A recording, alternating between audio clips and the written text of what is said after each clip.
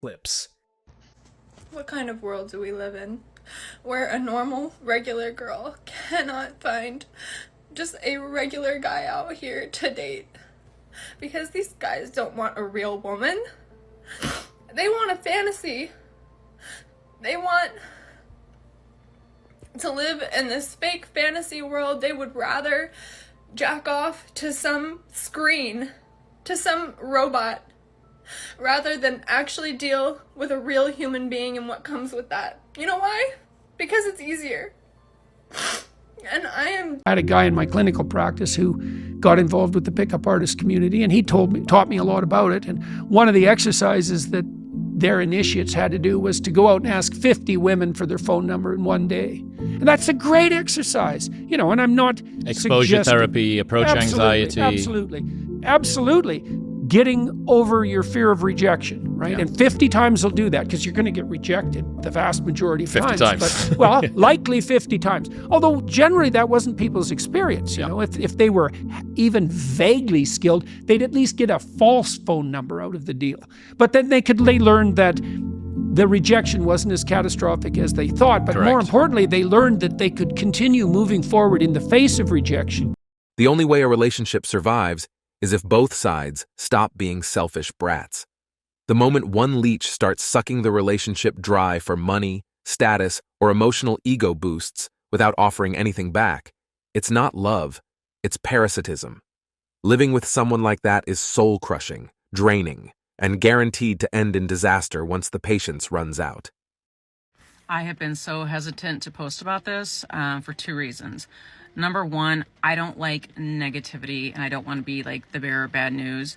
Number two, I didn't want to believe it. But after doing so much research and getting a lot of messages, I'm going to just deliver the unvarnished truth to you guys. I'm just going to lay it out straight. We're in a dating crisis. Not basically, we are. That's what's happening. So let me look at my research here, because I don't want to mess it up. So men looking for casual dates and our relationships is down 50%, 50, since 2019. Not since 1970, since 2019, right before the pandemic, down 50%. They're not fucking looking, which means if you're a woman looking, they don't fucking give a shit. So as this trend continues, by 2040, 45% of women, 45% of women between the ages of 20 and 45 will be single and childless based on this trend. Let that sink in for a moment.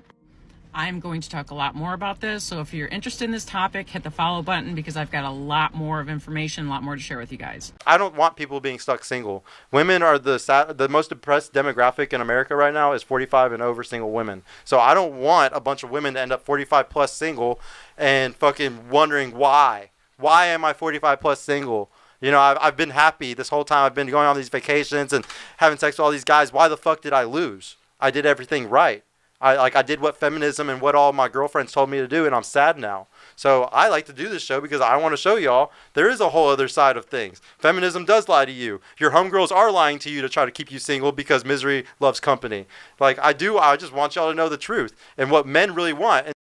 Modern women are raised on a diet of pure entitlement, thinking the world owes them every luxury, dream, and fantasy just because they exist.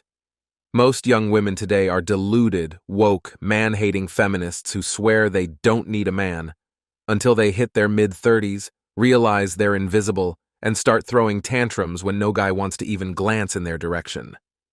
Why are men so afraid to approach women these days? Me too. I think there's obviously the fear of rejection in there too. It's not just me too, right? There are a lot of insecure men out there that really don't want to face the possibility of rejection, so they will never put themselves out there at all. But then again, on the other side, women need to learn how to reject men without being rude to them and having some grace about it. That's kind of a lost art, is rejecting someone in a generous way. Yeah, I 100% agree. A lot of men will have the experience of going up to a girl, and it's it can be pretty brutal, the ways in which men get rejected. Certainly in a party type environment, when alcohol's involved, people can be very obnoxious and brutal. And also with social media, you have Men are also scared of, like, they don't want to come off like a creep, not just in that moment, but then, like, if the girl goes and tells all her friends, oh, this guy came up to me and approached me, and I don't know, so. She could record you, yeah. Your average woman demands the top 1% of men, tall, rich, ripped, and handsome, while doing nothing to fix her trash personality or shallow character. She invests in looks and expects royalty in return, but the truth always leaks through. What's rotten on the inside eventually shows, and 9 times out of 10 that translates to a spoiled, selfish brat who thinks a man should serve her until the day he dies. Is there anyone out there in TikTok land that can tell me what you're supposed to do with your life when you've been in a relationship for 20 plus years with the same person? You have children, you have, built a life. Stay. That's what they're going to say. Stay. And then all of a sudden that life is no longer. Why? Tell me why. Why is it no longer? Who filed? What are you supposed to do with your life? Like, I work. Feminism hasn't empowered women. It's choked them. While men are quietly walking free, women are stuck in low-paying, soul-sucking jobs, getting chewed up by the same workforce they thought would fulfill them. Deep down, what terrifies them most isn't the job market. It's growing old, alone, and irrelevant. These women are different. This is not like they're deluding themselves into thinking like, oh, let me just not care. Let me just go out and have sex. Feminism told me to do X, Y. This is the next level of that. They're different. They have changed. You can't put the cat back in the bag, You can't bring them back to be traditional. They no longer associate sex with emotion. They no longer have enough connection to their womanhood to even register that what they're doing is completely toxic and disgusting. This is a different breed of woman.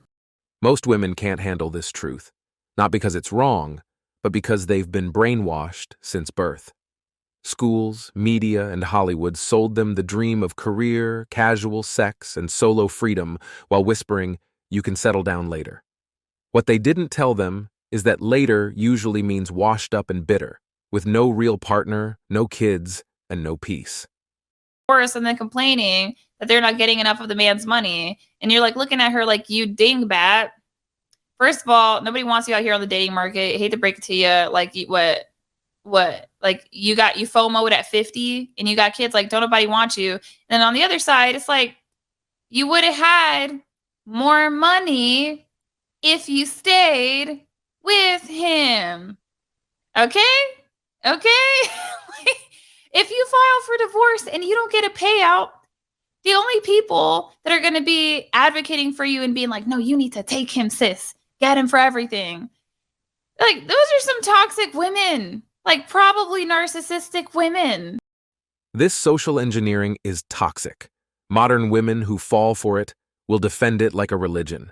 They parrot every woke slogan they've been fed by the media, big corporations, and fake influencers, all while chasing fleeting pleasure and instant highs.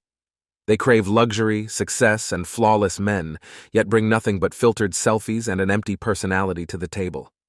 All Hinduism, divorce rate, 1%. The reason why Westerners suck at marriage, namely women, is because they're basing the backbone of their relationships on feelings. Yeah. And feelings are a fleeting thing. Yeah. Feelings do not stay. It's changing and it's coming and going. And if you're a person who lives your life based upon your feelings only, right, you're going to have an awful life. Here's the part no one wants to admit. More people still get married every year than divorced. The stats don't lie about what happens when marriages fail, but most folks don't look past the headlines.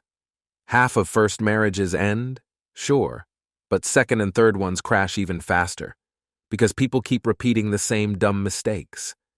In the Western world, when it comes to marriage, when it comes to divorce, it's just the family court system is stacked against men. Men fare really bad in divorce, so I don't see the benefit. I could be with one girl long term, maybe even my whole life. I don't need the government involved. Divorce is just not good. That's like a lifelong talking stage. How's that? No. You don't want to get married because you don't want to get divorced. Why not just like work towards a really good marriage so you don't have to get divorced? But here's the thing, Farah. When marriages die, they don't blow up overnight. On average, They rot for 8 years before finally collapsing. And dragging it through court can take another year or more, all while draining thousands in legal fees. Divorce isn't just ugly. It's expensive, slow, and usually entirely avoidable if one person wasn't a selfish disaster. Even after the wreckage, most people still chase marriage again. It's almost comical. 64% of men and over half of women get remarried after a crash and burn divorce. It's like they didn't learn a thing, lining up to do it all over again and expecting different results from the same broken system. Thanks for watching Sigma Traits. As always, we're looking forward to your support. So please hit the like button, share this video with your friends, and subscribe to the channel to stay updated with everything.